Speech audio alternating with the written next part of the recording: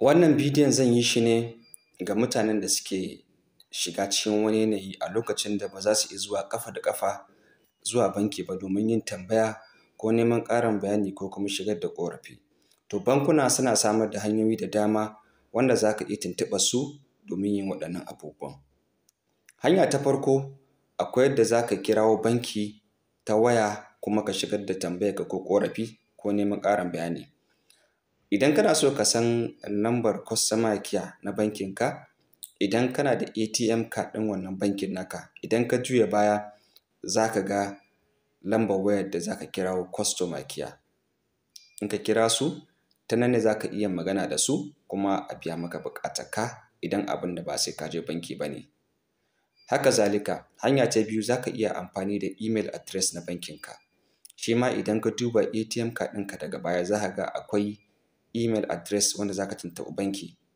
Haka zalika, hanya ta uku shi ne ta hanyar amfani da abin da ya shafi kamar chatting, wanda za ka ga idan ka shiga website na wannan bankin, sashensu na yanar gizo-gizo, wasu bankunan sukan sanya irin kamar chat portal a ɗan gefen ƙasa inda za ka ga saƙo ya fito maka cewa kana so mu taimake ka ne. To idan ka shiga ta nan shi ma akwai hanyoyin da za ka bi ka tuntuɓi bankinka domin yin tambaya ko neman ƙarin bayani ko shigar da ƙorafi.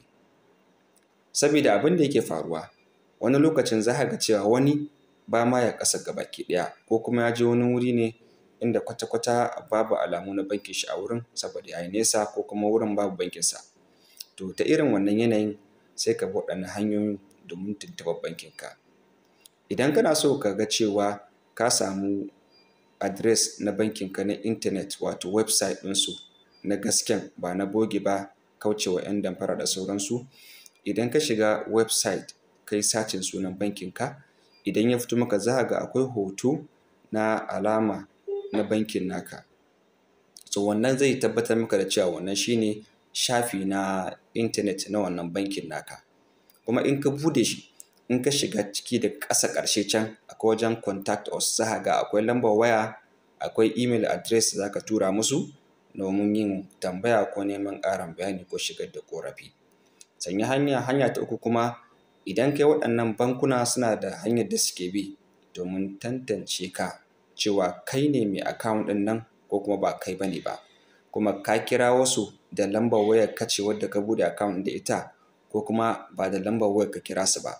Haka zalika email ɗin ma da shi ne ko ba da shi ba ne, ba za su tambaye ka. Idan ba da shi ba ne ba, to shi kenan sun san hanyar da za su bi domin su tantance ka kuma a biya maka buƙatarka ta yadda kake so. To wannan a taƙaice kenan. Idan kuma akwai tambayar da kake da shi ko neman ƙarin bayani, za ku iya yin haka a comment section. Kafin nan, mu haɗu a bidiyo na gaba.